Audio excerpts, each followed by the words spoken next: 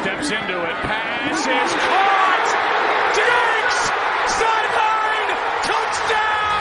Unbelievable! Vikings win it! Strap yourself in and get ready. And here we go! The leaders in fantasy football are incoming, giving you the ultimate insight to help you win your leagues and dominate your mates. You're now listening to the Insight NFL Show with your hosts, Guns and Maverick. Welcome to the NFL. Let's go! Let's go! Go!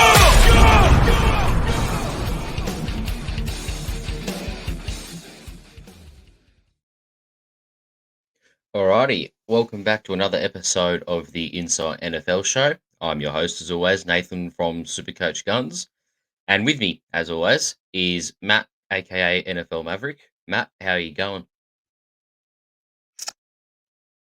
Yeah, good, mate. Good. Pumped to talk about, round two, or wide receiver two, I should say, of the wide receivers today. So see how we go. Talk some dribble. Hopefully some shit sticks to the fan and we can nail some predictions. Yeah, that'd be great, because I'm starting to get a bit concerned. I'm getting a bit out there when it comes to some of my takes. So might try and reel them in a bit today. Well, there's no point wasting time. Let's get straight into it. The first wide receiver two we have here is DJ Moore. Now, of course, last year, him and Justin Fields, DJ Moore put up some pretty impressive numbers. He had 136 targets, 96 receptions, 1,364 receiving yards, and 8 receiving touchdowns. Definitely a career year for DJ Moore, despite the questionable quarterback play. For the first time since his rookie season, he's going to get a pretty good passing quarterback. In Caleb Williams, of course. Now, we do have to throw into there, we've got a bit of competition with Keenan Allen and Rome Odunze. But at the time of recording, it's been announced that Rome Odunze is in contention for punt returns, which, doesn't fill you with a lot of confidence, I must say. Where do you sit on DJ Moore? Is he like the best of the rest when it comes to when it comes to outside of the top 12? Yeah, it's pretty rough that we're talking about DJ Moore being a wide receiver two, based off him being a wide receiver 6 last year. I mean, he had a fantastic year, but as you said, he's now got a lot more competition at that position in his own team with Keenan Allen and Odunze. Based off last year as well, I mean, he got wide receiver 6 due to, realistically, he had 2 massive games, one being a 45 banger, which inflated his score for sure. But yeah, I would probably take him around about, I don't know, maybe the 13th, 14th, 15th receiver, something around there, off the wide receiver board. I think due to the update, the wide receiver room getting better, I think that's really a turn off for me. Yeah, the competition does scare me. I understand you've got Keenan Allen, who's, very injury prone and probably a bit past his prime. And you've got a rookie in Rome Odunze, but Rome Odunze would be first wide receiver off the board in many rookie drafts in the past. But it's just this one where he's come up against 2 really, really elite prospects in Malik Neighbors and Marvin Harrison, right? Throw into that Keenan Allen, who's in all likelihood a Hall of Fame wide receiver at the end of his career. It's some pretty reasonable competition there for DJ Moore to deal with. But the quarterback upgrade, it does excite me a little bit, I must say. Going from Justin Fields and whatever the Panthers had to dish up to Caleb Williams, it's a massive leap. Would you draft him as the best of the rest, or is that just a move on, let others fall for the trap? Oh, look, to be honest, I think a few of the receivers that we're going to name a bit later on, I would take above him. I mean, you can't even really look at last year's stats and base it off last year's stats because it's a completely different system, new QB with more receivers. So it's really hard to predict what he's going to do, but I dare say he'd be up and down. I think he'd have some weeks where he goes bonkers and then weeks he doesn't. So, yeah, it's very hard to predict, but it's going to be a whole new offense. And look, this could benefit him. Yes, it definitely could. I think the ceiling becomes higher, but at the same time, as you've mentioned, the floor is going to be a fair bit lower. Another guy who's in an equally crowded wide receiver room, if not more crowded, is Stephon Diggs. Now, he's come from Buffalo, where he's been the undisputed wide receiver one for the last at least 5 years, off the top of my head. And he's had elite quarterback play for the last 5 years. Now, that's not to say that CJ Stroud's quarterback play won't be elite.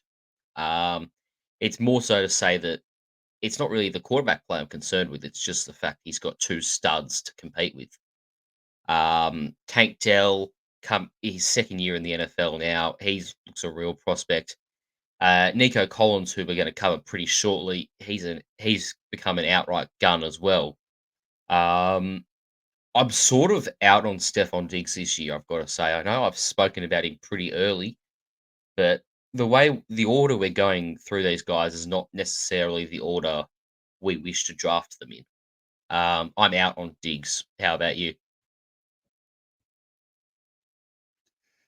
It's a hard one. I think I actually prefer Diggs over DJ Moore this year. Now I think CJ Stroud will be able to support all his receivers. Well, I think Diggs and Collins especially. I'm actually going to put Collins in this conversation as well, considering on the same team. But yeah, I do think CJ Stroud this year is in for a massive, massive year. I think he could go big. Maybe one of the best NFL QBs going around this year at the end of this year. So I think he'll be able to support Diggs and Collins. Their ADPs are very, very similar. I mean, Diggs has got 27.9 ADP and Collins is at 28.8. So you can see they're getting drafted at very, very similar positions. And I think they're both fine. I would easily take both of them and be happy with it. The only thing is, I think Nico Collins will probably score more touchdowns than Stephon Diggs. Yeah, so as you say, we may as well cover Nico Collins. I'm pretty big on Nico Collins actually this year. I understand we've got Stephon Diggs entering the building, but if anything, that just takes a bit more attention away from Nico Collins in terms of how defenses plan to cover these three elite wide receivers. Here's some stat dribble for all you nerds out there. In terms of yards after contact, amongst receiving yards after contact, of course, right? We're talking. Oh no, it's just yards after contact as a whole. My apologies. We've got Nico Collins, who, if we're looking solely at wide receivers, is in the top 5. He's amongst names like C.D. Lamb, Amon-Ra St. Brown, Rashee Rice, and Tyreek Hill. Oh, he's 6th, rather, and Puka Nakua as well. That's 5 high-level stud wide receivers that he's surrounded by in that list. Collins had 549 yards after contact, and he also had amongst wide receivers with over 40 targets last year, he had the third most receiving yards per target, sitting at 11.9. So statistically, right across the board, he had a massive year last year. CJ Stroud's only going to continue to get better. This Texans offense is only going to continue to get better. And I personally think Nico Collins is only going to continue to get better. Also, the other thing to take into account with Stephon Diggs is that he's 30 and he turns 31 during the season. So, he's not necessarily in that mid to late 20s where he's been for a lot of his fantasy relevant seasons, or top 12 seasons rather. Yeah, definitely prefer Collins over DJ Moore and Stephon Diggs. Yeah, right. It's going to be hard, right? I mean, I would probably take both those two receivers over DJ Moore. only because Caleb Williams is still an unknown. We don't know if he can support DJ Moore and Keenan Allen and Dunze and Cole Kmet, everything like that. He's pretty new to it all. I'm not saying he can't, but we haven't seen it yet. So I'm going to take the guarantee. I'm going to take what I do know. And what I do know is Stephon Diggs and Nico Collins could be a great, if not the best 1-2 punch in the league. Yeah, look, Texans fans should be really excited. Like anytime you get a player with such as the caliber of Stephon Diggs into your roster, like that's never a bad thing, right? And Nico Collins, like, took him a while to get going in his NFL career. Like you look at his first 2 seasons, he had injury problems all over the board. He also had only 60 targets in his rookie season, 66 targets in his second season, but 109 targets last year, 80 receptions, 1,300 receiving yards, and 8 touchdowns. Like he's well and truly arrived But that's at due this to point. that's due to an increased QB play, though. I mean, when they improve at QB, you're going to expect numbers to increase, right? And that's the thing. That's a massive upgrade for him. Oh yeah, for sure. Yeah, as I say, big fan of Nico Collins. But if you are looking for a really safe wide receiver too, someone who will, barring injury, will absolutely finish in the top 24, Mike Evans. When has he ever let you down? He's never let me down. My favorite stat, possibly of all time, is he's played. I think it's close. I think it's 9 seasons, or it's either 9 or 10 seasons in a row where he's had over 1,000 receiving yards. He's never gone under 1,000 receiving yards in a season. It's an incredible stat. Age has not slowed him down yet. I don't like. Look, I don't know if it will or not, but he's such a sensational player. He feels foolproof in terms of picking him as per. Yeah. 1,000-yard marker. What hasn't he done in this league? He's won a Super Bowl ring. He's been a top wide receiver in the league for years upon years. He's broken records. I mean, as you said, he's a safe option. It's pretty rough that we're not really including 1,000-yard mark in the wide receiver 1 category. Because let's be honest, he's only really had 2 years, maybe 3 years out of his 10-year career that he hasn't been a wide receiver 1. His worst year being his second year in the comp, ending up being a wide receiver 23 in that year, but he missed a couple of games. So, yes, age is probably a real factor for him, but I don't know. I mean, is it going to be this year? It's going to be eventually. I mean, he's 6'5", so they're going to slow down eventually. But is it going to be this year? I don't know. Again, I would probably take Mike Evans over DJ Moore at this stage because he's a safe option. He's a threat in the red zone. And going back to my point of Nico Collins and Stephon Diggs, he's had Godwin for a lot of his career as well, and he's always been supporting in both Mike Evans and Chris Godwin. So both of it eaten at different stages of their careers. So yeah, Mike Evans for me is just a lock. I would take him, and he's pretty much a set and forget as a wide receiver 2, maybe even a 3 if you get him later on. Yeah, so I'll ask you this question: Stephon Diggs or Mike Evans?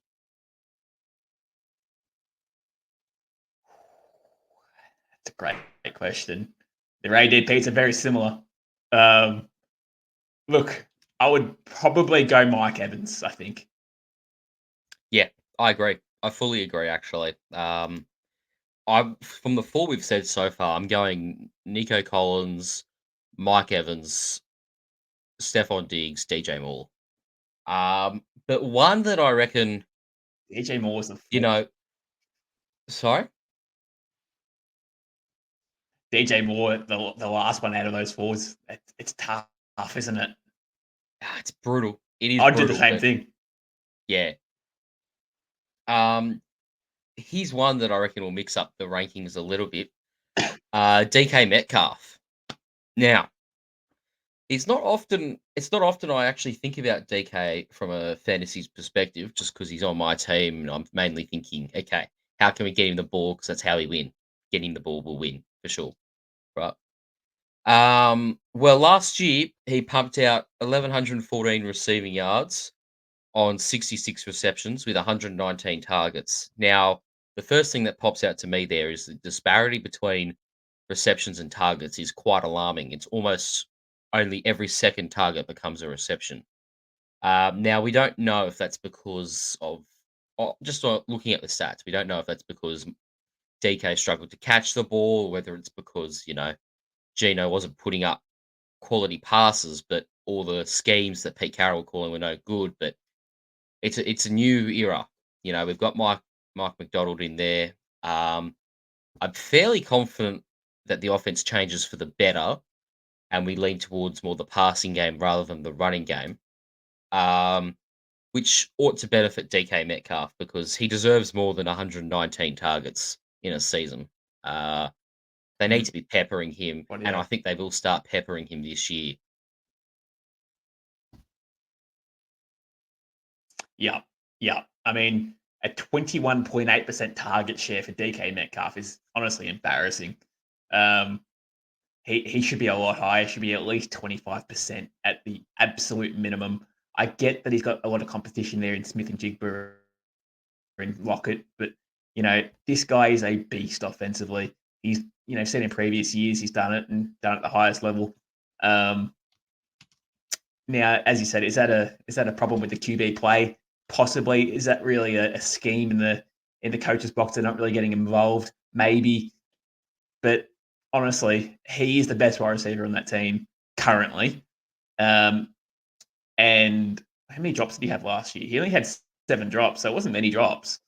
Um, he's got big playability. He had 3 plays for over 50 yards last year, and once he gets out of the pocket and he's gone, not out of the pocket, out of off the line of scrimmage, he's gone. So they really need to get him involved more often because this guy really is a home run play when he wants to be. Yeah, that's right. And now, I guess another statistic I'll throw in there is that the last 3 years he's finished as the in fantasy points per game. He's finished number 20 in 2021, number 24 in 2022, and number 3 in 2023. Now, number 22 in 2023, rather. Sorry, misspoke there big time. But um, he's a very solid wide receiver as always. His ceiling might be a bit capped when you throw in Tyler Lockett, Jackson Smith and Jigba, and the lack of high quality quarterback play we're going to get from Geno Smith at this point in his career. Um, I'm not really sure what to make of DK. Is he below DJ Moore for me? Probably. Probably taking DJ Moore over him. Um, Yeah, absolutely. I would too. But at the same time, I mean, he's been a solid wide receiver too his whole career, pretty much bar one. So if we expect the QB play to get worse or unknown at stages at Seattle, they might make a change halfway through the year and roll with Sam Howell. We just don't know what they're going to do. Um, and is Smith and Jigba going to take that next step in his career and be the number one? We just don't know. So yeah, I would definitely take DJ Moore over Metcalf. yeah, And it's not even close for me. he's a well. I tend to agree. To be honest, it's just there's too many question marks over that Seahawks offense. Yeah, that's pretty much case closed on that front. Well, we'll look at uh, Debo Samuel. All right, San Francisco wide receiver. He had some okay. He didn't have an amazing year last year. Didn't play as many games as he normally would. Only the 15. Um, he had 60 receptions on 89 targets for 892 receiving yards and 7 touchdowns. Now, you know, it's not fantastic numbers. I should mention in there, because this does happen, he did also have 37 carries for 225 rushing yards and 5 rushing touchdowns. Mhm. So you've also So 12 total touchdowns on the year, 1,130 yards from how many yards from scrimmage? Oh, yeah, 1100 yards from scrimmage. Um, so if you look at his yards from scrimmage, it's okay, the final number, but you really want points for those receptions. Like you have a look at his massive year in 2021, where he had 121 targets for 77 receptions, 1,400 receiving yards, 6 touchdowns, as well as 365 receiving yards and 8 rushing touchdowns. Like that's the peak of Debo Samuel, right? That's the sort of ceiling he has. But the emergence of Brandon Ayuk, Ricky Pearsall be joining there, first round wide receiver out of Florida. Brock Purdy seems to prefer. Oh, you've also got George Kittle in the mix. Brock Purdy seems to prefer throwing to Ayuk. It's also the second year in a row that his numbers have been down. And we're also starting to see a little bit wear and tear from the I won't say excessive running, but the amount of groundwork he's had to do in terms of just carrying the football out of the backfield. Um, I'm almost prepared to say DK Metcalf's on a very similar level to Debo Samuel for fantasy this year. I would tend to agree. I mean, I think Debo Samuel's ADP is quite high. His ADP currently on Sleeper is 31. So that's in between Mike Evans and DJ Moore, believe it or not. I would prefer DJ Moore over Debo all day. My biggest concern with Debo Samuel is, can you get a fully fit Debo Samuel into your fantasy team, and can he play all 16 games in the year? Well, he's done that once in his career. He's been in the league since 2019, and he's played every single game of the year once, where he went as the wide receiver 2 that year. Let's be honest, he's probably the third, maybe fourth option on offense at the moment, depending on how you want to see Kittle. If you see him as number 3, number 4, that's objective, but subjective, should I say? But yeah, I like you have to CMC and Ayuk there in front of him in terms of the offensive numbers there. I would probably let him go as well. I would definitely take DK above Debo, just because I just don't know if he's ever going to be fit. Yeah, and take into account that DK Metcalf's ADP is 45. Meanwhile, Debo Samuel's is 31. So you can get DK Metcalf Debo, that's later. his absolute ceiling, might I add. Yeah. Yeah. Yeah, drafting for his ceiling, as you said.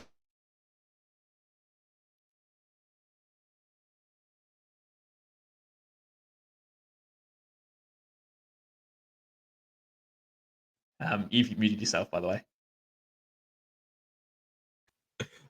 How long ago did I do that? That's good stuff. What After I stopped talking.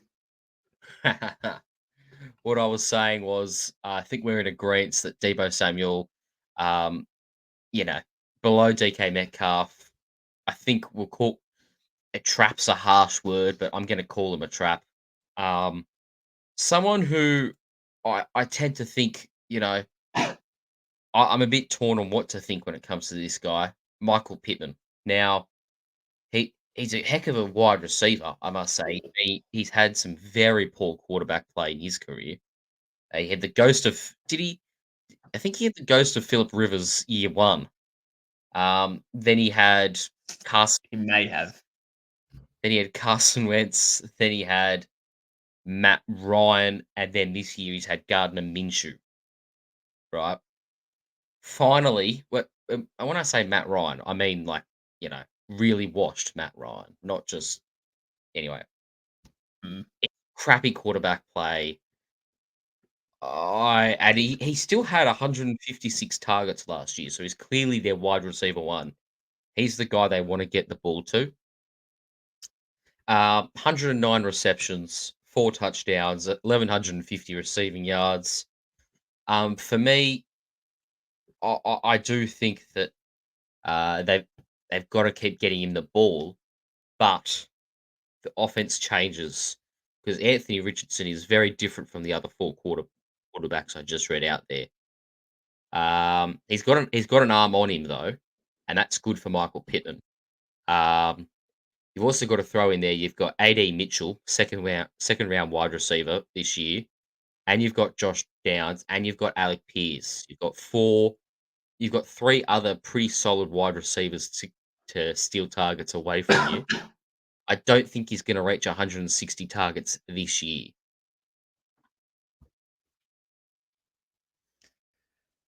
I actually really love Michael Pittman. I think I would actually take him over DJ Moore. That's how far I'd go with that. He's their wide receiver one on an offense that really should be a lot better this year. Now, I mean, he saw 28.6% of target share last year. I think that'll remain very similar. I don't see those numbers really changing too much. He's probably their red zone threat as well. Like, he's probably going to get the most red zone opportunities out of all their receivers. So how many touchdowns did he have last year? He would have had quite a few. Only 4 last year. Michael only had 4 touchdowns, so you expect that to improve. And he still had 1,152 receiving yards last year. So I think his numbers will be very similar. But the one thing that it will increase is his touchdowns, and that's gold for a wide receiver in fantasy. Yeah. Look, probably not as high. I'm probably still taking DJ Moore over Michael Pittman. Purely because if something were to happen to Anthony Richardson, we're talking. I understand he was actually not that bad last year, but Joe Flacco and or Sam Ellinger don't fill me with a lot of confidence. I'm almost certain Joe Flacco will see the field at some point this season due to an injury to Anthony Richardson. I hope not, because that ruins my quarterback one call for Anthony Richardson. But I would say that Joe Flacco takes the field for for a fair chunk of the at Whoa, some whoa, point. whoa, whoa. Hang hang on. I'm going to stop you right there. I'm sorry to interrupt, but I'm going to stop you right there. Anthony Richardson is your QB1, Oh, we right? covered this a while back. I Michael said if you play, Pittman is it? Yeah. Michael Pittman's his wide receiver one. Mm. If he's going to have a QB1 season, Michael Pittman is going to eat.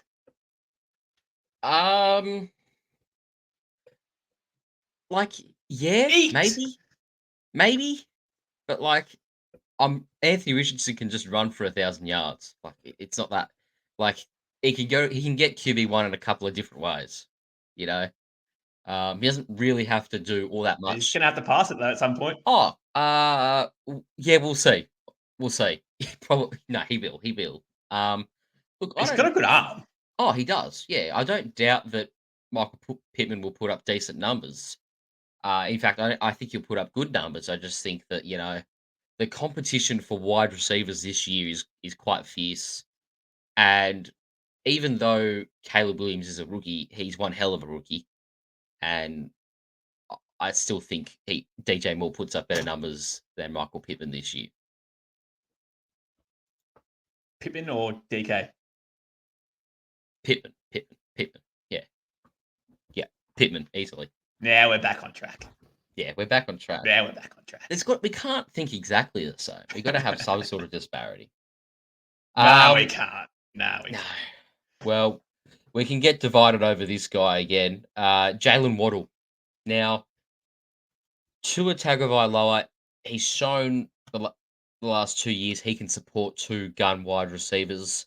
And I think what changes this year, sweet nothing for me personally. Jalen Waddle comes into this season, only played 14 games last year. 104 targets, 72 receptions, 1,014 receiving yards, and only 4 touchdowns. He had a similar amount of receptions, but a few more targets last year. Also played 3 more games in 2022 than what he did in 2023. In 2022, it put up 1,350 receiving yards, so 350 receiving yards more on just 3 more receptions for Jalen Waddle, and also had double the amount of touchdowns with 8 back in 2022.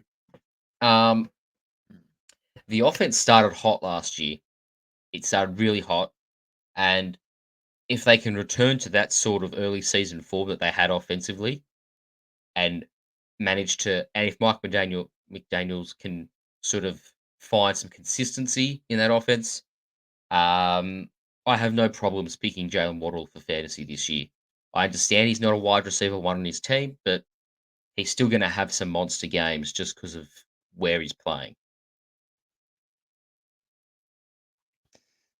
Yeah, Jalen Waddle's a bit of a tough one. I love the player profile. I loved him when he got drafted. He was a high pick a few years ago. Um, Now, obviously, in our previous podcast, we've mentioned that Tyreek Hill was going to have a monster year, and if he pushes 2,000 yards, Jalen Waddle numbers will obviously go down. You can't have a guy having nearly 2,000 receiving yards and then having a guy who scores or has 1,300 receiving yards. It's just not going to happen. So, unfortunately, Jalen Waddle might be in the losing end of the Tyreek Hill battle.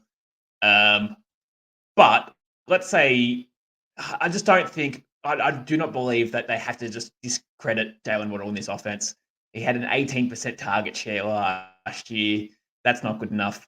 Look, he was a bit banged up last year as well. He did miss a couple of games, and his shoulder wasn't right. So I do expect him to get better, obviously, going into this year. But yeah, his numbers drastically dropped from year to year. 4 touchdowns he said last year? Yeah, 4 touchdowns last. 4 touchdowns last year. That has to improve. That has to improve straight away. Still had over 1,000 receiving yards, but the touchdowns have to improve. But again, he's just got Tyreek Hill in the building. It's just hard. It's very hard. It is very hard, and I just wanted to do some fact checking if you can actually support 2 receivers and one of them goes close to 2,000 receiving yards.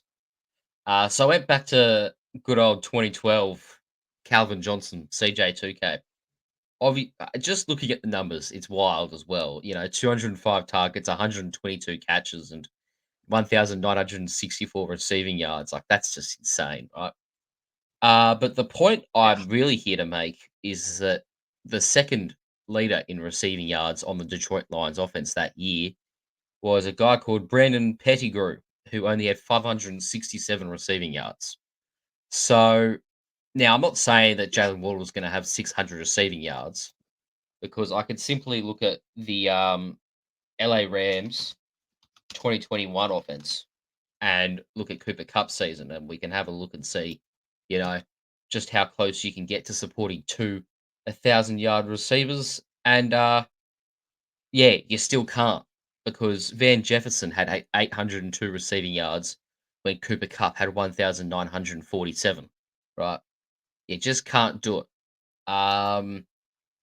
So I will say, though, Jalen Waddle's a much better player than those 2 players that you put mentioned. together As yeah. wide receiver twos. Yeah. Bloody oath. So I think Jalen Waddle still comfortably has a 1,000-yard season. In saying that, though, Is that his ceiling, though? probably on the Is that going to be his ceiling, though? 1,000 yards? Like, that's still a good year. well, like I don't think that's. I think his ceiling's probably it's a bit higher than 1,000, but it's around that 1,000 to 1,100, because he put up 1,000 yards last year in 14 games. And Tyreek Hill, In 14 games, yeah. like he was on track for 2,000 if it wasn't for that injury that stunted his receiving yards for the last few games of the season. So they could have still well and truly had Jalen Waddle reach close to 1,200 receiving yards and had Tyreek Hill reach 2,000. So it's not out of the realm of possibility that these things occur, but like, you got to remember, it'll be a historical season if Tua Tagovailoa can support a 2,000-yard wide receiver and a 1,300-yard 1,200-yard, 1,300-yard wide receiver. I don't think it'll happen. So I've got, for Oh, me personally, neither do I. I've got Jalen Waddle on the same level as DK Metcalf. Well, yeah. Sorry, mate. No, all good. One of those ones.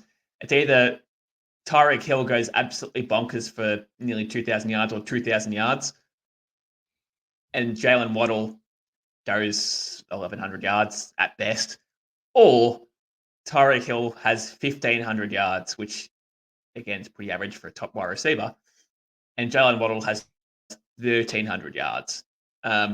For a fantasy perspective, obviously you'd probably prefer Tyreek Hill going bonkers since he's going to be a high pick in this draft, fantasy draft. But at an NFL level, they've got to find a way to get better and a bit more and get a bit more unpredictable on their offense. Jalen Waddle is going to be that option on the offense that'll get them better at that next level. So if Tyreek Hill does get 1,500 yards and Jalen Waddle gets 1,300 yards, I think that's a better NFL move for them and honestly could propel them to the next level. Yeah. And look, as always, this Dolphins offense is going to be really exciting to watch. Well, I spoke about him not very long ago when I was comparing, borderline 2,000 yard wide receiver seasons. Cooper Cup. Now, I don't know what to feel with Cooper Cup. Like he when he came back from injury, he was still at times the dominant man in that wide receiver room, even with a freakish rookie like Puka Nakua. But then at times it sort of seemed like Puka Nakua had taken over, and then it went back. It was just really back and forth the whole season once they were both fit. Now, personally, I have these two a lot closer in end of season outcome than what a lot of people do. Um, but that's not necessarily because I have Cooper Cup going up a lot. I sort of have Cooper Cup in a similar area to where we've just mentioned Jalen Waddle and DK Metcalf and Debo Samuel. They're all in that sort of category there for me as mid to low end wide receiver twos. Um, I'm not really sure what to make of Cooper Cup, but I don't think he's the dominant force he once was. Nah, he's not. He's now 31.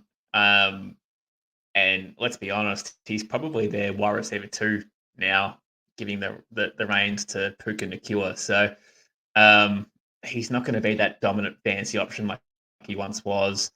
Now, games played is going to be a real factor for him. The last 2 years, he's played 21 combined, but obviously in 2022 it was 9, and in 2023 it was 12. So playing games is going to be his best, has to be his best trait. Your availability is your best ability, right? So if you're not playing, then that's not helping your fantasy team. Now, there was a report here 2 days ago saying he's the off-season standout. Now, I've never seen any sort of report in training camps or anything like that saying that this guy's not training that well. Generally, all you hear is just positivity, especially out of one of your best weapons on your team. I would probably take Cooper Cup above Jalen Waddle still. I think he bounces back to a relatively half-decent year. I think he'll finish as anywhere between the 15th and the 20th wide receiver, which is fine. I would probably take him over DK Metcalf, and that's probably as far as he goes for me.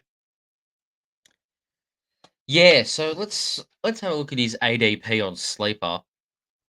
Cooper Cup currently going at 42.8.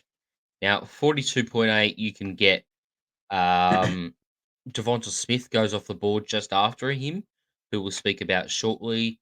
DK Metcalf goes off the board after him. But before him, we're talking about guys like Malik Neighbors, Michael Pittman, DJ Moore, Debo Samuel, and Mike Evans. I think he's sort of positioned in a draft where I find it to be appropriate. I think I'd be drafting him at value right now. His ceiling is obviously dependent on the fitness of Puka Nakua. If he's there all season, Cooper Cup's ceiling is where he's being drafted. But however, if something were to happen to Puka Nakua and he was to miss a fair chunk of the season, he elevates himself to push into the top 12 at least in points per game. Maybe not in overall finish, but remember that Cooper Cup without Puka Nakua is an absolute target and reception machine. Yeah, age is a real big negative for him now, though. He's being 31. I think he turns 32 this year. So, and as I said, availability hasn't been his strong point in the last couple of years. So, yeah, look, it's out there, but I probably would take him above Jalen Waddle. I do think Tyreek Hill's in for a massive, massive year. So that's going to hurt Jalen Waddle. So, yeah, no, I would take Cooper Cup above him. Even that, like his ADP being 42 for Cooper Cup is probably about fair. I think Jalen Waddles might be a little bit too high, but yeah, that's just how I view this one. Yeah, fair enough. And before we move on, I'll do a quick reminder of what he put out last year. So he had 95 targets in 12 games played, only translated to 59 receptions, 737 receiving yards, and 5 touchdowns. In terms of yards per catch, he had 12.5, which is up from 2022 where he had 10.8. And we're returning to the levels he had back in 2021 in that monster season, which now rivals Calvin Johnson's, where he had 13.4, what's the word, yards per catch. So, we're hoping for a bounce back here because statistically, although at times it looked like he dominated the wide receiver room, on the stat sheet, Puka Nakua really did outshine him. Well, the next guy I've got on this list, similar boat to Jalen Waddle. In fact, they went in similar points in the same draft. Devonta Smith. Now, obviously, he's got to deal with AJ Brown, and probably not as dynamic of an passing offense as what Miami have. He might possibly be the lowest receiver I've got in my rankings so far.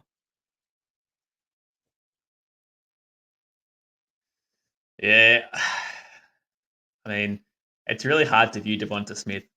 Again, I'm not a big fan of the offense. Well, not really a big fan of Jalen Hurts' arm to this point, which really does hurt the value of supporting both AJ Brown and Devonta Smith as really solid. Well, especially being the wide receiver too. Anyway, being a solid fantasy option.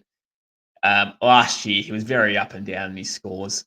I mean, I'm just going to go through them really quickly.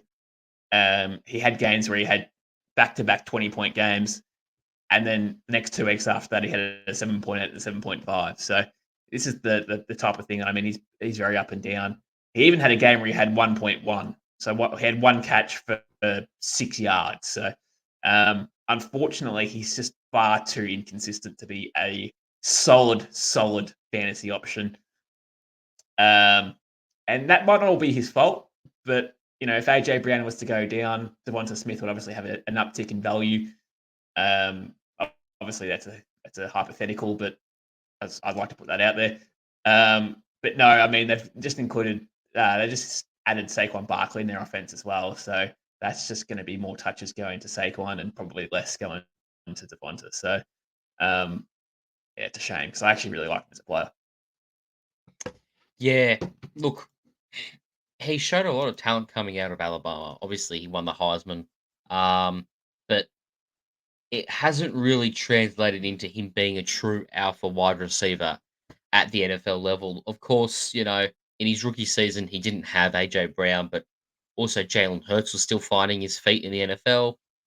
But then AJ Brown's entered the building and dominated in receptions, targets, yards, you name it. He's been the clear wide receiver one.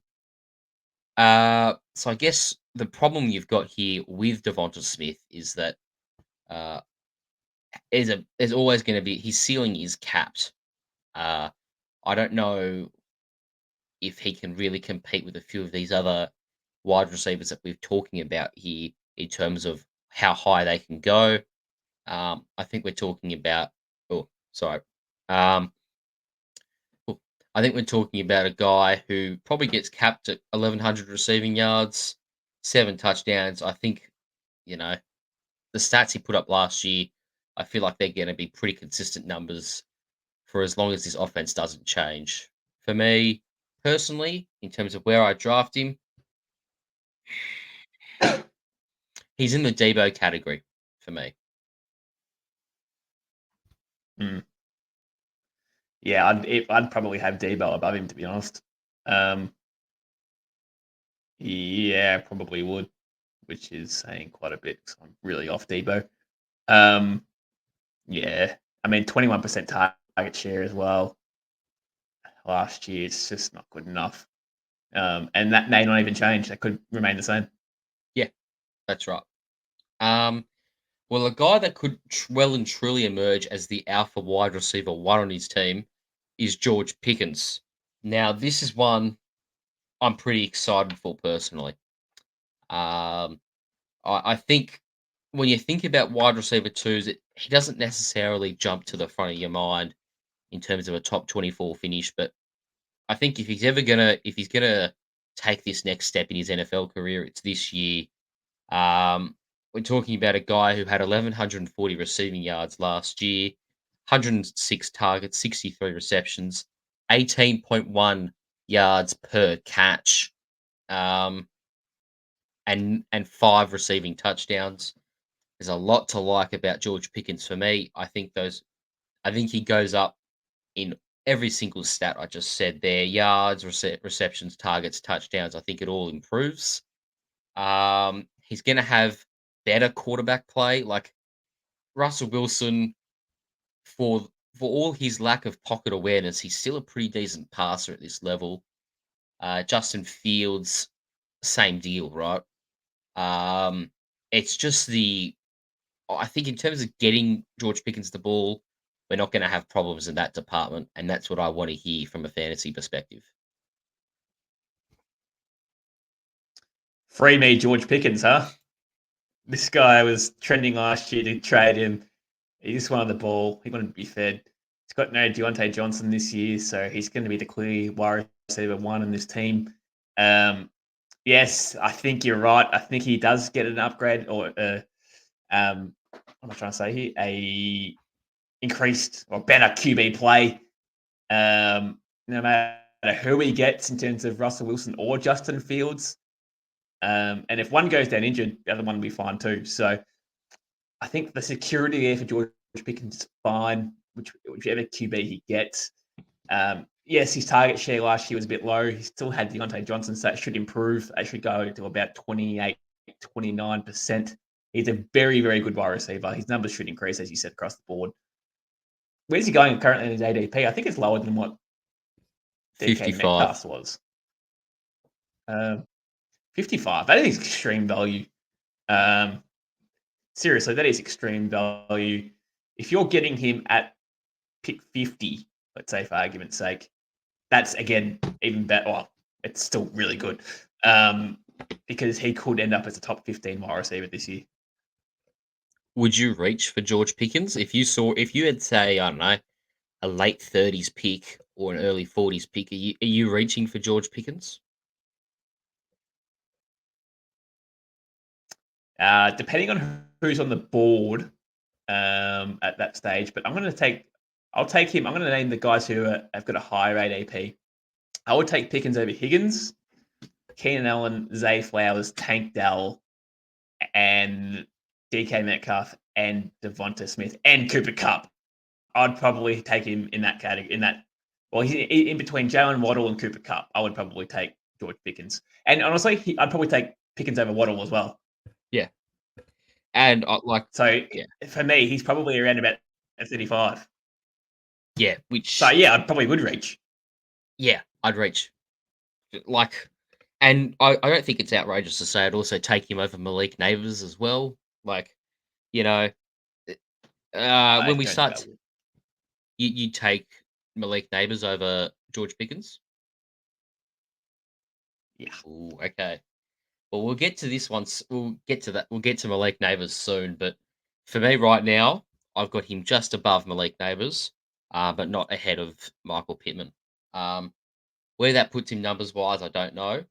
But a guy that I think, it's a shame we're not talking about him in elite wide receivers because if it wasn't for questionable quarterback play for a while now, he'd be up there in that conversation. Terry McLaurin, scary Terry. I mean, the dude is a absolute gun. He hasn't gone below 1,000 receiving yards since his rookie season. He hasn't gone below 75 receptions since his rookie season. He's just pumped out great numbers again and again and again. He's the definition of a consistent and safe wide receiver too, isn't he? I suppose. Actually, no, I don't think he is.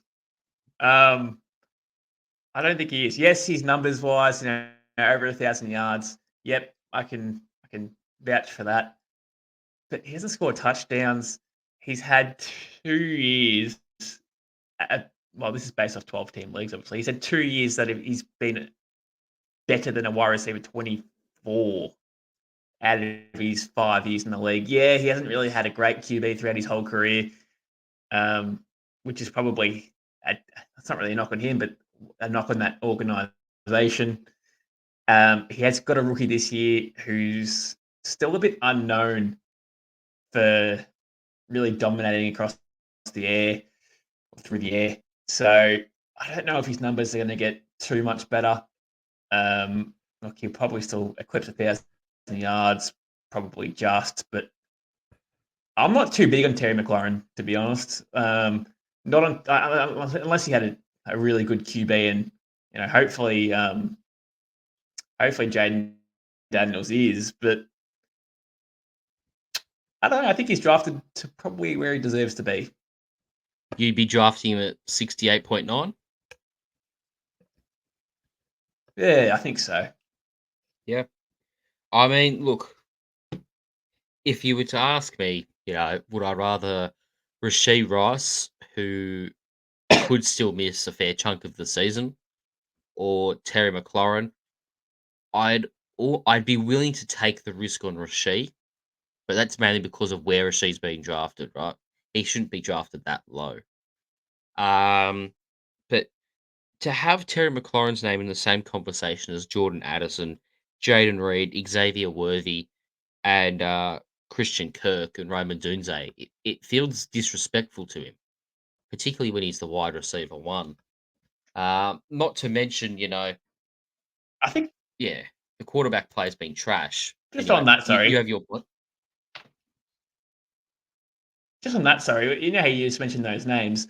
All those players that you just mentioned are all young, who have the upside to go higher potentially in their careers, and this could be their breakout year. In the names you just mentioned, so I think we've seen enough of Terry McLaurin to actually get a good sample size of where he's at in his career, and I just don't think that really improves that much. Well, here, I'll read you out the quarterbacks that Terry McLaurin's had to suffer under. So he was drafted in 2019. Okay. He's had Case Keenum, Dwayne Haskins, Colt McCoy, Alex Smith, Kyle Allen, Taylor Heineke, Ryan Fitzpatrick, Garrett Gilbert, Carson Wentz, and Sam Howell throwing the ball. His whole career. Not one of those guys is a I mean, starter right now. no, but Sam Howell at least was a bit of a gunslinger, right? He didn't care. Seriously, he did not care where the ball went. And McLaurin's numbers still didn't really improve. Sure, he was a gunslinger, but he did also lead the league in interceptions, so he was throwing it more to the other team than he was to Terry. That's my count. Yeah, it's not great. No. Look, That's fair. But I think at the same time, yeah. Jaden Daniels, yes, is an upgrade. But is he a massive upgrade in the air? Yeah, probably. Like he supported Malik Neighbors and Brian Thomas Jr. in college. Like, none of the guys that I just read out Different there were game. top draft picks. Or No. Look, let's be honest. let's be honest, he's had some terrible, terrible QBs. Terrible quarterback play. But I don't know. Yeah. No, he's had some terrible play, but I I don't think know. the I think we've seen value. enough of Terry McLaurin. I wouldn't be reaching for him. Yeah, I I'm get the whole taking. value side of things, and look, it's not bad value. I'm taking him over Roman You taking Dunze. over That's Christian for Kirk? sure. Uh I'm Christian not so Kirk? sure on Christian Kirk. I actually quite like him, just because he's a. And again, he's one of these slot wide receivers that Hmm. just hauls in catch after catch, right? But you know, I think he's probably 10 or 15 spots too low, in my opinion. Anyway, um, You know who I wouldn't take him over? who? Amari Cooper. Amari Cooper for me, I would take him in a heartbeat All right. Well, over let's Terry cover McLaurin. Amari Cooper. Now, last year, he had 128 targets Heartbeat. on 72 receptions for 1,250 receiving yards and 5 touchdowns. Now, obviously, he's the alpha wide receiver one on this Cleveland offense. Mm. Statistically, obviously, a pretty good year last year. He also ranked 12th in the league for yards per route ran with 2.47. That puts him amongst the likes of Keenan Allen, Rasheed Rice, and Puka Nakua, and AJ Brown rather as well. So he's up there with the elite wide receivers. And if he just gets some good quarterback play from Deshaun Watson this year, and he didn't play the full season last year either, did he? Who was? Oh, Joe Flacco. Oh well, yeah. I think he can at the very least replicate the numbers he put up last year. Um, I'm definitely taking Amari Cooper over Terry McLaurin. And definitely, and would you take him over Devonta Smith? Yes. Yeah, probably would too. Um, I think the numbers, the ceiling is a lot better Just test my on. memory here. Yeah. Test my memory here. Who was his QB when Deshaun wasn't playing and Joe Flacco was sitting on the couch? Oh, true. I Okay. can't Well, recall. look, you give me your thoughts on Amari Cooper, and I'll go find that out. Yeah, I'd love to know because there was a stretch in his season between weeks 11 to 14 where he scored 5.4, 2.6, 4.9, and 9.2. Now, that 4.9 only had 32% of snaps that week. So I don't really think that that one's really too much to really harp on. But yeah, I mean, his numbers were inflated as well. You probably remember this game, week 16 against Houston. He had 265 receiving yards and 2 touchdowns for 46 fantasy points. So that's inflated his numbers last year a little bit. But if they can get a healthy Deshaun Watson, there's no reason why Amari Cooper is not a wide receiver too. Um, he's just too good of a receiver, in my opinion. He's done it years and years. Well, he's been in the league for ages now, and he's been a wide receiver one in a few years. So absolutely for me, he's a wide receiver too. And I think he gets a better QB coming in this year with Deshaun Watson, who hopefully will stay healthy for him. Yeah. So Dorian Thompson Robinson, he was the starting quarterback That's weeks the 11 and 12. And then I believe PJ Walker had Yep. a go. That might have been weeks 13 Yeah. and So 14. there you go. Had to have been. Had to have been. And you know how good Dorian Thompson Robinson went? He's now the wide receiver four on that team. So he's practice squad material. They've gone in and signed Jameis Even Winston as their quarterback backup four as QB well. and then backed it into Tyler Huntley. Yeah. I say wide receiver four. You might have, yeah. Well, I meant QB four because they've gone in and signed Jameis Winston and Tyler Huntley to get even an upgrade at QB three over that scrubber. Yeah, look, there was some hope for him, wasn't there? Remember in that Hall of Fame game in the preseason where he sort of showed out a little bit, made a couple of flashy plays, and we were like, oh, well, we want Dorian Thompson Robinson over Deshaun Watson, hurry up and start the kid. And then he comes out, first game in the NFL, bam, 4 interceptions. See you later. You're a backup quarterback now for life. Yeah. It's just Yeah. Yeah. No, so look, Amari mm, Cooper's ADP is at 58 at the moment. I would definitely take him higher than that. Again, George Pickens is at 55, and I'd take him higher than that as well. So, look, I probably would. Yeah, it's a hard one, but 58 is a bit of a stretch for Amari Cooper. I think he can have a top 20 season in his position. yeah, I think he can definitely rival for that. On the quarterback situation, did you say it was weeks 11 to 14? Because I think I did, yeah. they, I think Joe Flacco took over at one point, or Deshaun came back and re-injured his shoulder, or something like that happened. But PJ Walker filled in Okay. for some games here and there. Anyway, point is there was some crappy quarterback play at times, but as soon as Joe Flacco started slinging the thing, Amari Cooper showed out. Now, Yeah. Yeah. hopefully, we get a redemption for Amari Cooper's sake. Hopefully, we get a redemption from Deshaun Watson. Now, a guy who is going to have probably the worst quarterback play in the NFL this year. Let's just face the facts now. Malik Neighbors. It's the meme of the Mm. Bugatti in the old rundown shed. That's exactly what this is. Um,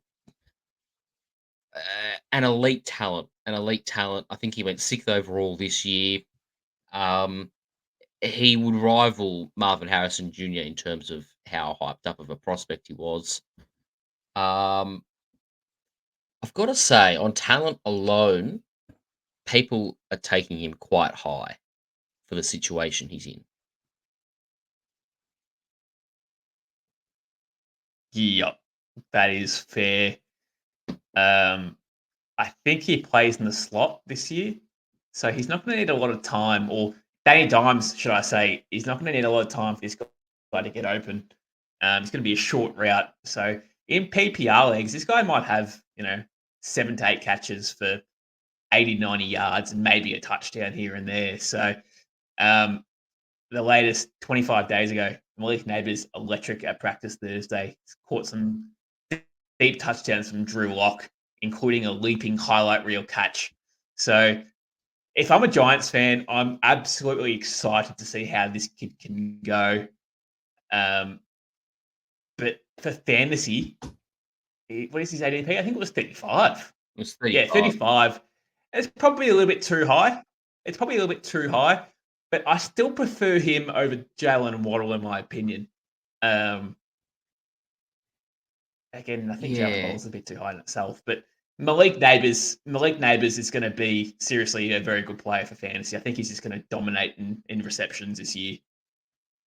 Yeah, I could see him, full on coming out here year one, having 130 targets, 100 receptions, and 1,100 receiving yards. I don't know how many touchdowns he's going to have, but he'll be a reception monster. I think he's going to have to be if this Giants offense is going to travel anywhere on the field.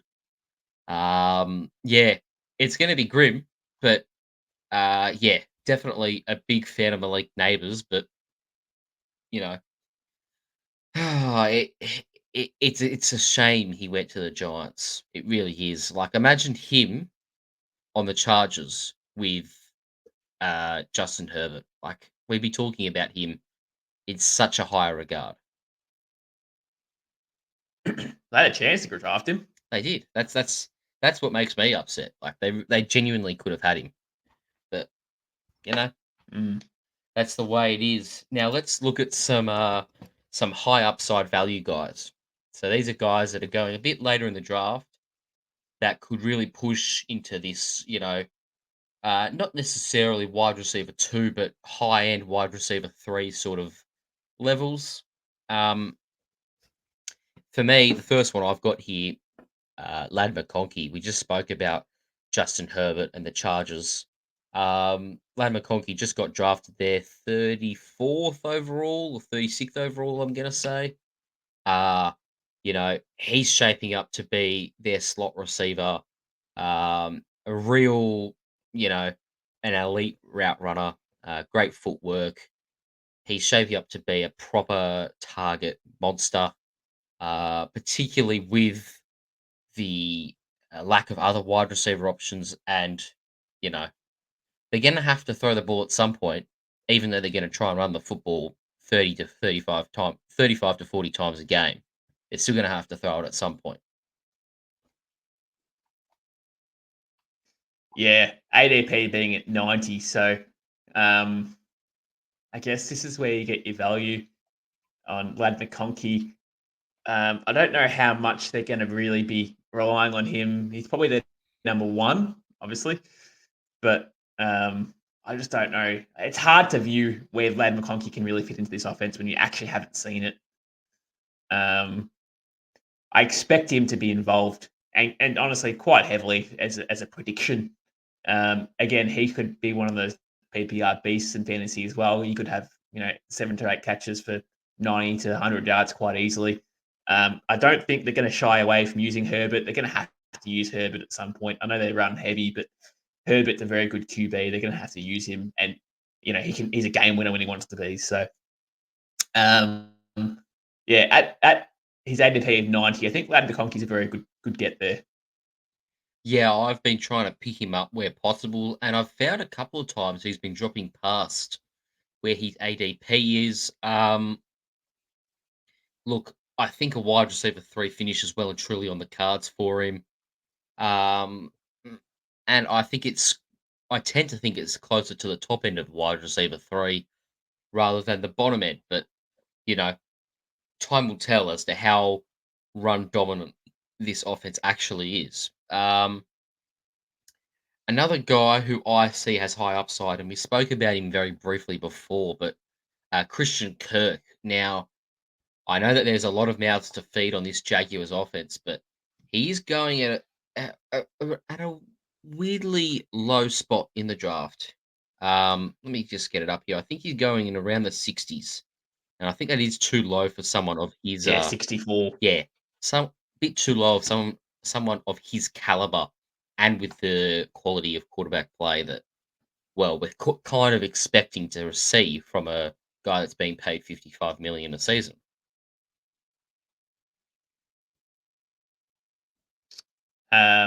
Yeah, nah, definitely. He only played 12 games last year, which was probably his downside. But the year before that, in the same system with the same QB, he finishes the wide receiver 11. So clearly he's done it before. So his numbers last year were pretty good. For playing 12 games, he's still had 780 yards. He only had 3 touchdowns. But, I mean, yeah, the yardage was there. He played a full year. He may have had very similar numbers to the year before. But yeah, no, 60. What is it? 64. Yeah, I would probably reach maybe even just a little bit to get him. I'd take him late 50s and be happy with that. But yeah, at 64, if he's your flex option, it's not a bad thing to have. Yeah, that's right. And like he had more yards per catch last year at 13.8 in comparison to 13.2. Clearly, ever since he changed to this Jacksonville side after being at Arizona for 4 years, like he's taken the next step in his career and become a true wide receiver 1 for his team. And I do expect that to continue this year, particularly now that you throw into the room Brian Thomas Jr., Gabe Davis, and then Evan Ingram, of course. Like, there's plenty of threats on that offense that the opposition defenses are going to have to cover. It's hard just to shut down a slot wide receiver like Christian Kirk. I could see him getting open a fair bit and, yeah, being that target machine that he was back in 2022. Now, another value guy I've put on here is Jaden Reed. Now, last year he had obviously Jordan Love throwing him the football. It was an impressive offense. Jaden Reed himself took a little bit of time to get going, but once he did, he impressed thoroughly. For me, he's comfortably their wide receiver 1. due to Christian Watson rather, struggling to stay on the field. Now, I'm I I'm a fan of Jaden Reed, and I think his ADP of I think 70, like he can threaten to push inside of the top. I'm going to say 30 wide receivers this season. Yeah, based off him being age 24, we'd expect him to improve, wouldn't he? Um, the only thing I'd say though is Christian Watson's still very good. He's only 25 years of old, but he's got these dodgy hammies already at this age, and then still not too sure what the issue is. His latest report on Christian Watson was found potential fix for hamstring issues. That was a month ago. So if he's still having hamstring issues now, then Jaden Reed is obviously the number one receiver. But once Christian Watson, well, if he ever gets over this sort of crap, I do really like him as a receiver in the league. But yeah, Jaden Reed last year, second half of the year, he went bonkers. Now that was also due to Jordan Love going to that next level himself and finding his feet in the NFL. So I don't see why Jaden Reed couldn't go to that next level. The only thing I'd say I don't like about Jaden Reed is his snap percentage was pretty low last year, even when dominating. I mean, this is from week 10. This is when he started to hit the scene. He had a 51%, 69%, 73%, 47%, 69%, 42% snap percentage. And in the last week, he had a 31% snap percentage for 23 points. So get him on the field more. Yeah, you have to think that's got to be the game plan this year. You've just got to get this ball to Jaden Reed a lot more than what you did last year. It's his second year, he's well and truly found his feet in the NFL now. I think he can be I think he can still become a true wide receiver one for his team. And I think there's still some value there in an ADP of 70. Now, this one I've got here, Deontay Johnson. I understand that this Panthers offense isn't, shooting the lights out for me, but he's gonna be the main guy, I feel. You know, we sort of saw that early on last year with Adam Thielen. He dominated in targets, and it led to some big games for him. Obviously, he's got Xavier Legette there as well now. And then there's a bit more competition for Deontay Johnson to deal with. But Adam Thielen's 32. Xavier Legette, there's still doubts about him at an NFL level.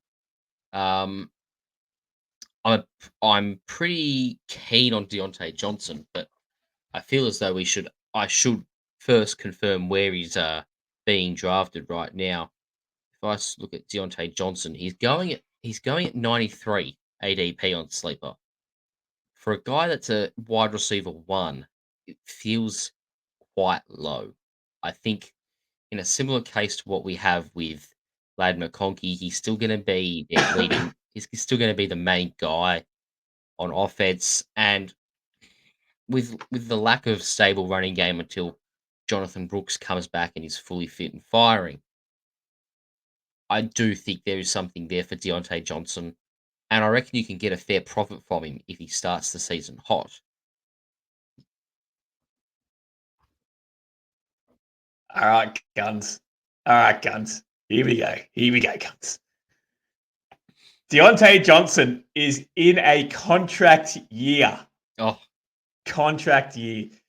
So here we go, Guns. He's in for a big year. I expect Bryce Young to get better. I really do. Deontay Johnson's now their number one. He in 2021 he did finish as a number 9 wide receiver in the league that year. It's time for this guy to step up, and I think he will in his contract year. He's looking to get paid. Honestly, now that I've said that for the contract year, he'll be a top 20 wide receiver this year. but he's still my beating heart. All I'm hearing is that you're telling me to take him first overall. That's all I'm hearing. No, I'm a fan. I'm well and truly a fan of Deontay Johnson. Like he's always he struggled with quarterback play as well throughout his career. Um, and I understand that Bryce Young had a slow start to his career, but he will come good. I'm fairly confident he will come Has to. good. He has to. Like he's such a talent. Has to. Like, yeah. I reckon he comes good and I feel like this is a big year for Bryce Young in his NFL career and having such a physical wide receiver group is going to really I feel like it's gonna definitely boost the completions in the sense that, you got guys that are gonna be at these guys are gonna be able to catch balls that some of the wide receivers he was throwing to last year simply couldn't. And I think that'll see a cut down on his interceptions. I think we're gonna see more completions. I think going with his big uh, physical vertical threat wide receiver trio. Yeah, I'm excited to see what Bryce Young can do, and I think Deontay Johnson will be a real beneficiary of a Bryce Young breakout. I'll be honest, at ADP 92, that is just a steal. Yeah. Um, and no, not this. I'll go with this intro. Another guy who's shaping up to be quite a steal this year, Khalil Shakir. Now, I understand that you've got Keon Coleman in the building, you've got Curtis Samuel, but the guy who's got a previous report with Josh Allen, the only guy there in that wide receiver room is Khalil Shakir. There were times last year where he showed out and he proved to be a very impressive wide receiver. I spoke about yards per target earlier. If you have a look at qualifying wide receivers, um, Khalil Shakir led the league in yards per target with 13.58 yards per target. He had, what was it, 611 receiving yards last year on 39 receptions. Um, I think, and I think all those numbers go up. He only had 2 receiving touchdowns as well. I think he's got to be their slot receiver this year. Um, I'm really looking forward to seeing if Khalil Shakir can go to the next level. He's had some moments, and I really do think he will launch himself into this wide receiver 3 category. Big call. It's a big call because we're not really too sure what they're going to do. Now, his ADP's at 125. So if you're liking him as a deep ball or late draft pick, he fits the mold for that for sure. Now they still have Keon Coleman there, who they've just drafted. So I do expect Keon Coleman to be used more than Khalil Shakir. Outside of Keon Coleman, he could be their number 2 quite easily, and that's fine with a Josh Allen led room. Now, does that mean he's going to break out and have a monster year? Not necessarily, but as you said, he definitely could be a flex option going into the league. I would take a fly on him late in the draft and hope he's good. But at this point, even based off last year, he was actually he saw plenty of the field last year, believe it or not. I mean, he had 4 or 5 games in a row at the end of the year. Sorry, not at the end of the year, at the midpoint way of the year. So between about week 9 to week 12, where he saw 70% plus snap percentage. I know he had Diggs and a few other options there, but you know what? I'm changing my tune. I don't think I would. They still have the 2 tight ends there, Dalton Kincaid and Dawson Knox, who will be involved as well. I actually thought he'd be on the field less last year. Turns out he actually saw plenty of the field. No, you know what? I wouldn't take him.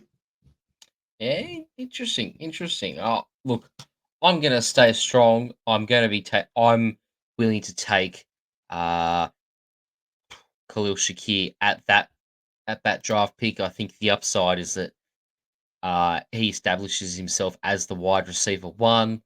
I understand you've got some game time concerns last year, but like it's Stephon Diggs and Gabe Davis. Josh Allen was He solely saw looking to plenty of the throw deep. field.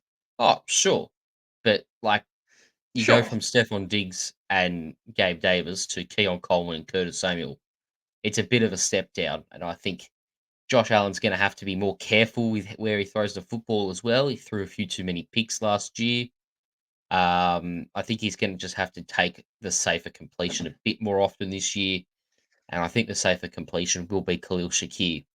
Um, Now, we just spoke about deep threats in terms of Stephon Diggs, Gabe Davis. If this isn't if he isn't a deep threat, then I don't know who is. But Jamison Williams.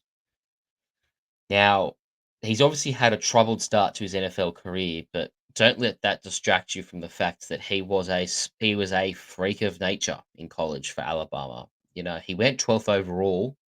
Did he go 12th overall? He went high in the draft, high in the first round of the Yeah. 2022 NFL draft. He's had a pretty poor start to his NFL career just due to off-field incidents and injury, right? But this is his first full training camp, uninterrupted, no noise around him. It's time for him to buckle down and get on the field. And I think I really do hope that we see a big season from Jameson Williams because he's a very, very exciting playmaker. Yeah, especially when they want him more involved in offense this year as well. They've made that pretty well known throughout the whole offseason that they want him to have a bigger role. Now, how big of a role is he going to have? That's probably the unknown point. Could he be a flex level player in the league for fantasy? Probably at his best. I don't think he can get much higher than a flex player at best as a wide receiver 3. Look, he may be one of those guys that you play week to week, and he might have that big game here and there. But they do have a lot of mouths to feed at Detroit. They've got Amon-Ra St. Brown. They have Laporta. They've got Gibbs. Montgomery, as we said in the last podcast, is still hanging around there. But yeah, what is he going at? 105, I think it was, his ADP? Oh, let me get it up here. 109 James. ADP. So you're taking him Yeah. later in the draft. Yeah, so you're taking him later on the draft. And I think the ceiling for him, unfortunately, is probably going to be a wide receiver 3. As I said, that's fine. But I don't think he's going to get any higher than that. No, probably not. But in saying that, like at that sort of pick, a late 11th round pick, he's sort of to me he feels like he's worth a flyer for someone who has Oh, mate, if you're getting a starting level player at round 11, then that's completely fine. yeah. I Not mean, to if mention you view him as a flexible player, but yeah, like not to mention he is the wide receiver 2 on a team on a NFC championship team, right? Like it's a good team. mm, He's clearly going to be a focal point on the offense alongside Amon-Ra and Gibbs. Like he's not going to be a making up the numbers or a fill-in guy. Like this is a high snap percentage wide receiver here in Jameson Williams, and I think it's time for him to kick on as an NFL player because we're sort of getting to the point where if he has another uninterrupted season, we're going to have to start calling him bust. But yeah. there's still this season, and if he has a big season, like it's just a slightly it's a slight reach in the draft rather than a complete bust. If I have a look at some other value guys here, I'll just read out a couple of the names. Mike Williams. I'm not sure what you're going to get from him at age 30 on the New York Jets, but if he can return to his pre-ACL tear form, you know, it's his big physical wide receiver who dominates downfield. Roman Wilson, I mean, I've only thrown his name in here because he's a mid-round Steelers wide receiver.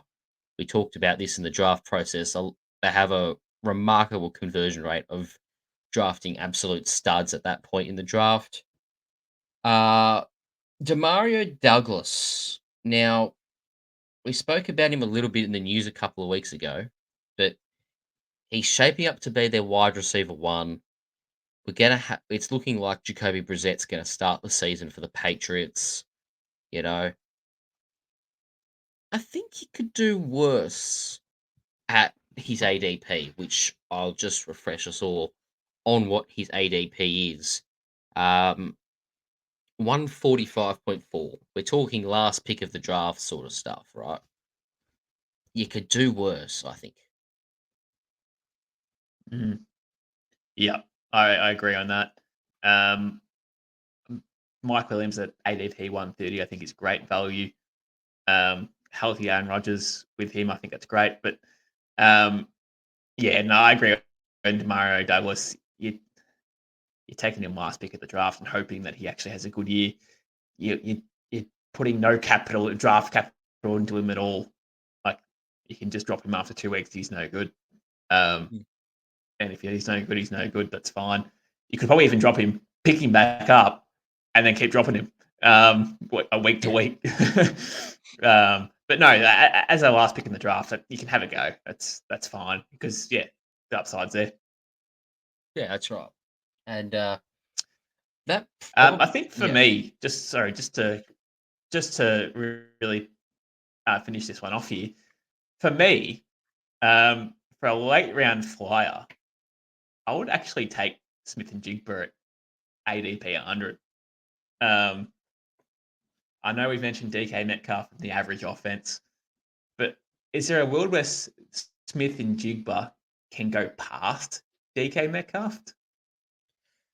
Look, I'll answer this question in two ways. One as a hopeful Seahawks fan who's not a big fan of change, and then one as an avid fantasy football fan. Now, from a Seahawks perspective, DK will forever be my number one wide receiver, and until the day he retires. Um, from a fantasy perspective, he probably can overtake DK Metcalf, or at the very least become a more consistent option on the offense. Because he's going to get double teamed DK. Whilst if you look at Smith and Jigba, I think he played a fair bit in the slot last year. He did play some on the outside, but he did feature in the slot at times, and I think you can get some pretty consistent performances out of JSN, particularly as they wind down Tyler Lockett. I, yeah, I don't mind the idea. ADP I don't mind the 100. idea. That's I good don't mind it. value. Yeah, Mm, I don't mind it at mm. all. Anyway, that's me done. Yeah. All right. Well, and that's probably us done as well. I mean, we've had a look at some high upside guys. We've had a look at these consistent wide receiver twos. I think the wide receiver room is pretty deep. So don't be too stressed if you're in a draft and your guy goes. There's always going to be someone out there that will rival the guy you're after. Yeah, tons and tons of options this year at wide receiver. Uh, yeah, I'm willing to sort of. I think you want one of these top 10 wide receivers, and then you can probably just go and get take a flyer on someone like a George Pickens at pick 50 and hope that he can establish himself as a proper wide receiver too. Yeah, there's a few different draft strategies you can take, but at wide receiver, you don't need to panic. I think is pretty much the moral of the story here. Well, we'll wrap it up there. Uh, we'll be back next time for tight ends. Hopefully, for your sake, it'll be a bit of a shorter episode, but you know, we'll see. You might notice us wearing the same stuff. It's just because we're doing back-to-back recordings. But yeah, no worries. We'll catch you next time for tight ends.